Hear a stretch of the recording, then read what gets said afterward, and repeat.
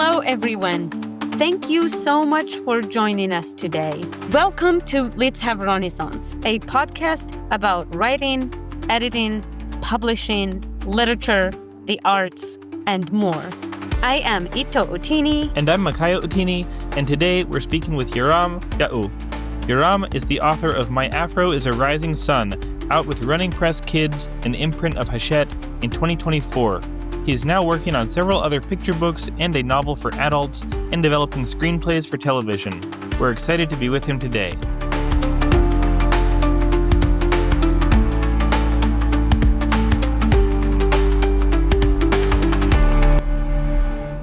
First-time listeners, welcome. We're glad you're here.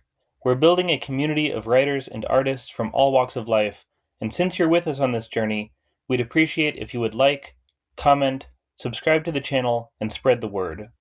If there's a topic you'd like us to cover, or a guest you want us to bring on, please let us know, and for more free resources, check out the Date Keepers blog at thedatekeepers.com/blog. Thank you. Yaram, thank you so much for joining us. We're excited to have you. Can you please tell us about you and your work? Yes, of course. Thanks for having me. So, my name is Yaram Yahu. I am an author. I mostly write for children. So, I recently debuted with my picture book entitled My Afro is a Rising Sun with Hachette Book Group, Running Press Kids. They're an imprint of Hachette, which is part of the Big Five publishing house. The book celebrates culture and diversity through the lens of a boy and his afro. So, I've written that book, and I'm also a screenwriter. So, I have a few script projects in the works, and I've recently transitioned to writing novels for adults as well as children too. So I'm really excited about this change and really excited to see where all this goes. And thank you both once again for having me on. It really is a pleasure to be here. Thank you. And how did you decide to become a children's author? Was that because of your upbringing or? So I've been writing for over 20 years. So it kind of just came to me as a child. So I was 9 years old. I'll never forget. I was in fourth grade when my fourth grade teacher, she wanted us to do like a short story, like write a short story. So I remember writing a short story about talking mats, like mats who could talk, and they were like coming to life and everything. And that just kind of trickled into writing a story about talking hearts and like different creatures in like different places. And so I think that's the first time that I wrote like a chapter book story that had to do with like science fiction. It was about an alien who wanted to rule all these different worlds and all these different places. But in order to rule this one place called Heartland, he needed to defeat the hearts in this video game system. So that book became the impetus of Heartland. And at the time, my mom loved it so much that she wanted to self-publish it as a picture book. This was like in the mid-2000s, so there was no Amazon, there was no KDP, there was no actual way of like self-publishing yet. So we had to like try to figure out different ways to get the book out there, but we found a press that was able to help self-publish the book. So that was self-published when I was 11, and then I started working on novels even as young as like 13, 14, and one of them I self-published at like 15, and then it just kind of went from there. And writing for me has always been not just a place where I can like write stories and enjoy, but for me, it's been a place of escape, a place where I just feel like I can be myself on the notebook and the page. And like I said, for me, it started when I was really young, and it's just been going strong for the last 20 years ever since. And how did you get into screenwriting? Screenwriting started young too. I remember when I was younger, like in the mid 2000s, I would watch like Nick at Night, like TV shows like The Fresh Prince of Bel-Air or like Roseanne, The Cosby Show. And I don't know, those shows really inspired me to like try to like write my own TV show. And so when I was like 11 years old, I remember our middle school, we did like a musical Thumbelina. So I wrote like my own version of that. And then that led to writing some of the TV shows that I'm still actually working on now, even like 20 years later, like about real kids and their experiences. Like one of them I'm working on is like a cooking show for kids. So things like that really kind of helped inspire my writing for screen as well. Honestly, what I've learned over the last 20 years is that not every story is meant to be a novel and not every novel is meant to be a screenplay. Because for screenwriting, you have to have enough content for multiple episodes if it's a TV show. So, okay, let's say you have these two characters, but do you have enough content or where they go through different conflicts and problems and situations and circumstances where it could last you at least like 10 or 20 episodes? And then when it comes to books and novel writing, I would say for me, the biggest thing is detail and attention. You have to pay attention to more thematic things. It's just a very different and also depends on the story. It depends on what you're writing. Actually, one of my self published books, I realized years later that it was much better as a screenplay because there were just in the novel version, I just feel like I wasn't getting enough of the characters. Like I didn't really know the characters enough. But what I didn't realize is that I basically had what's called like an ensemble cast, which is like 20 or 30 main and guest role characters that I'm realizing that, wait a minute, this will be better for a TV show. And it's like, it's meant for the high school audience. So it's kind of like that Degrassi type feel. So that's just one example where it just really depends on you. It depends on the work. It depends on what you want to do for the work and your vision for the work as well. Like, where do you see it? Where do you see it as a TV show? Do you see it as a book? Do you see it as like a 3-part, 4-part, 5-part novel series or trilogy or saga or whatever you want to call it? I think those things also play a big part in your own personal writing too. And it's obviously going to be different for everyone.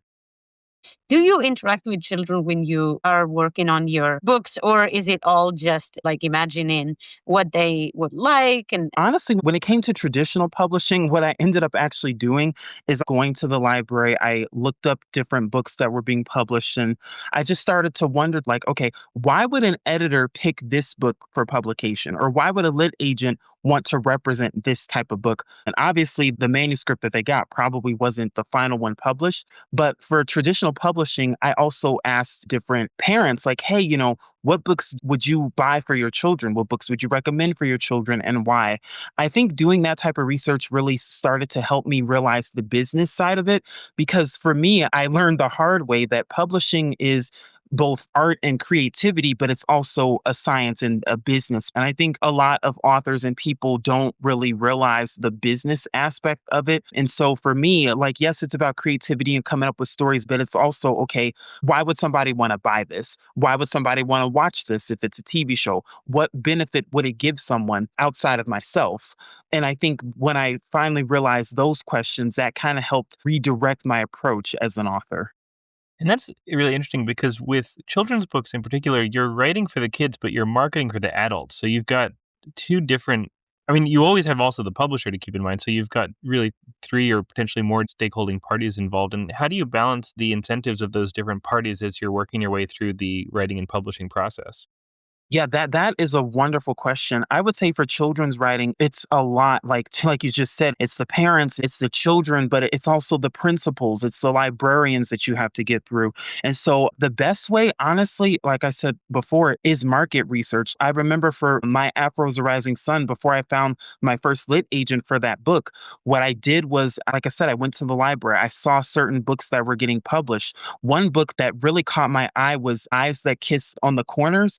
That book really resonated with me. And I saw that it won like a bunch of awards and it just was very heartfelt and emotional. And so when I read that book and a few other ones, I started to see, okay, what's doing well in the market currently? And this was like maybe like early 2022 at the time.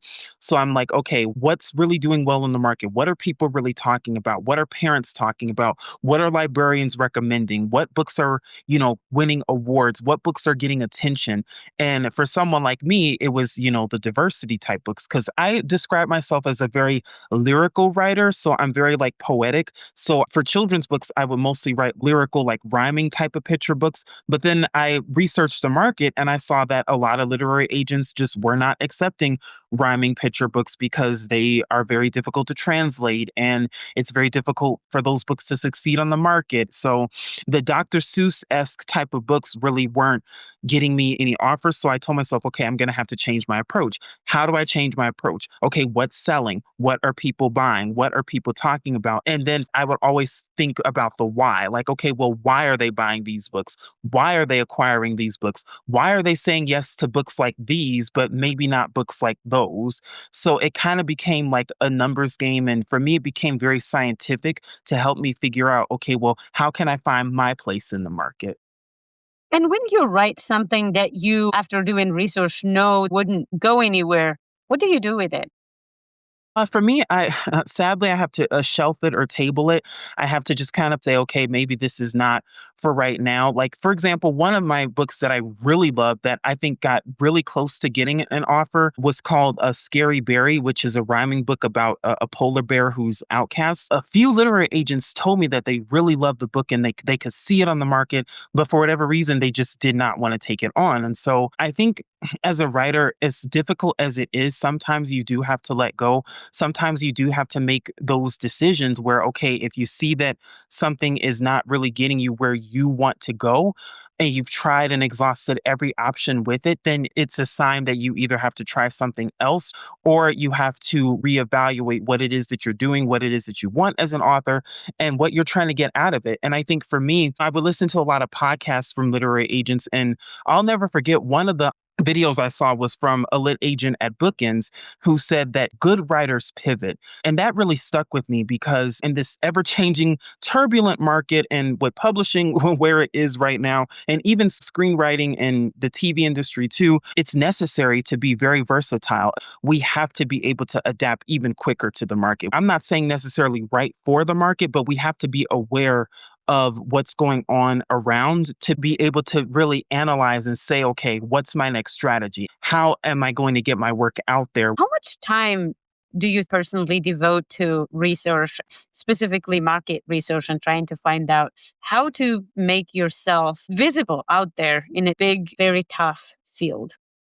Yes, definitely. The biggest thing that I would say, like, if there are aspiring writers out there who are listening, is definitely hone your craft. Spend time writing, like, before even doing a hint of market research or anything. Like, you have to make sure nowadays that your manuscript is as good as it can be, as polished as it can be. Look up critique partners or beta readers or people to look over your work because nowadays, at least for the big five, and I'm a witness of this, they really want projects that are already ready to go. Like I remember my editor for My Afro, a Rising Sun, it was little to no edits done at all because she thought the book was ready to go. I think sometimes the mistake is that some authors think that their stuff is ready to go, but really they haven't devoted as much time to the work as they needed to. And so I would say that's the first step. Once that step is done, devote as much time as you possibly can to looking at the market, looking at where do you see your book on the shelf? Where do you see your book sitting if you're writing a book? Or what type of people do you see wanting to buy your book? Because I think another mistake authors make is that they're like, oh, well, anybody will buy my book. My book's for everyone. Everyone in the world's going to love my book. That's not really how publishing works. Like you need to be able to identify your audience and you need to be able to, within a snap of a finger, let them know, yeah, my book sits next to The Hate You Give by Angie Thomas because of this, this, this, and this. And so authors need to really be in tune with that. I also think, really researching what lit agents are looking for, it can just help you grow not only as an author, but also as a business person. Because at the end of the day, whether you decide to go traditional publishing or self-publishing, at the end of the day, you also are a salesperson. Your book is a product and you have to convince whatever audience that your book is for why they should buy your book. I only have $20 left. Why should I buy your book when I can use this $20 for groceries, or I could use it to save up for concert tickets or a baseball game or whatever the case is? I'll never forget this one lit agent said that they're at a restaurant and they're trying to convince people at that restaurant. They only have maybe 30 seconds to convince people why they should buy one of their clients' books. How are they going to convince those people who've never read their books before why they should buy their particular book at that particular time? And authors have to be able to do the same thing. If you cannot convince somebody to buy your book within 30 seconds, then how are you going to convince lit agents to acquire your book or an editor to buy your book within the same amount of time? One of the things you can do to get your work out there and visible before you start shopping around to find an agent or a publisher is to submit to literary magazines and publish in magazines, journals, etc. What are the options if you're writing children's literature? What can you do to make yourself more visible and to get your platform out there before you actually have a book published to put on the shelf or to do interviews on podcasts or talk shows or whatnot? What can you do before you get to that stage to make yourself more visible? That's a good question too. Children's is a little bit different. I think there are children's journals and children's magazines that you could possibly reach out to, or like newsletters, and maybe try finding, if possible, an author community of people who write similar to you. And then also, like, maybe look up YouTube channels that have children's authors already writing on them, or editors or people that can help with craft, these different things that can help pre-publication. But for children's, you don't really necessarily need like a social media presence or following like you do nonfiction. They mostly look at the manuscript. Like, I remember with My Afro is a Rising Sun, I was not on Instagram, I was not on Twitter, I was not on any of those social media platforms. I did not have my author website, but they still acquired the book because they loved it. I know it's changing a little bit for young adult, because young adult, like romanticy, they're mostly seeking out self-published authors or authors with an already established platform. But for the most part, they're going to look at the book, and the book will speak for itself. Yeah. And Hmm. I think as our listeners are probably picking up from having heard people who write in different genres, every genre has its own rules, not only when you're actually putting the story together and writing it, but also when you're marketing it. So in some genres, more attention is paid to the author platform. In some genres, more attention is paid to the manuscript itself. And there are lots of different factors. And so you really need to research the genre or genres that you're trying to sell in very deeply. It's not as fun as the writing often, but it's necessary if you want anybody to read your work. I always say we writers work more than people who are in a 40-hour week full-time job. I know because I've done both. It's like you work, 80 hours a week or whatever, and there's more to do. But the best advice I can give to anyone, at least for me, is I enjoy everything I do. And that way I don't get burnt out by overworking or spending too much time in marketing or market research. And the positive side to having so many things to balance, I mean, a lot of writers don't like doing research, don't like marketing, don't like this, don't like that. But if you can get it to work with your writing schedule, it's actually very useful, because then as you start to get burned out with writing, you're like, okay, I can go send a million emails now. And then you get burned out with emails. You're like, okay, I can go and research this weird niche thing that I'm going to need to know if I'm ever going to sell this manuscript. So you can kind of let part of your brain recharge while you're doing something else if you build a schedule for yourself that makes sense for you. Yeah, yeah, I like that about writing too. You could put on your creative hat one day, and then your editorial hat another, and then your marketing hat this day, and your emails hat that day, and the things outside of writing, like taking walks, doing things you love. I think that's also important. Taking care of your mental health, doing other things to help you through as well. Now, we always invite guests to read a portion of their work. Would you like to read to us from My Afro is a Rising Sun? I just have to get it real quick. Give me one quick second. Okay, my afro is a rising sun that gleams over the lands where my ancestors of kings and queens once ruled. A rising sun that glistens over big mountains and settles over rugged hills. A rising sun that crowns the horizon at both dawn and dusk and kisses the moon as the stars align. A rising sun that peeks over TT's 5 cheese mac and cheese with turkey, greens, and candy yams and cornbread, and her sweet southern Nana pudding potluck outside. A rising sun that shines bright like the faces of Black children, each one so delicate, so vibrant. My afro is a crown, bestowed upon my ancestors thousands upon thousands of years ago, that I will someday, one day, grow into. My afro rises over the bop and block parties in Brooklyn, over the Detroit dances, over Sweet Mama's homemade jamboree that's tucked away beside those hoppin' New Orleans swamps, over Double Dutch and hopscotch in Chicago, over brotherly love and high-fiving fellas in Philadelphia, over hand clapping and hula hooping. My afro is a movement, reminding me that one day I too can shine like the rising sun, reminding me that the clouds and skies are never the limit for me, reminding me that I don't need a crown to wear my crown. My afro is my voice, wonderful, powerful, amazing, unique. I know sometimes I will have to face the darkest of storms. Despite thick gray clouds and roaring skies, Still I shine like the rising star I am. My afro is more than just an afro. My afro is a rising sun, like me. The end. Thank you. Yes, of course. Thanks for having me read. Yeah, this was a lot of fun. Thanks, Yaram. Thank you.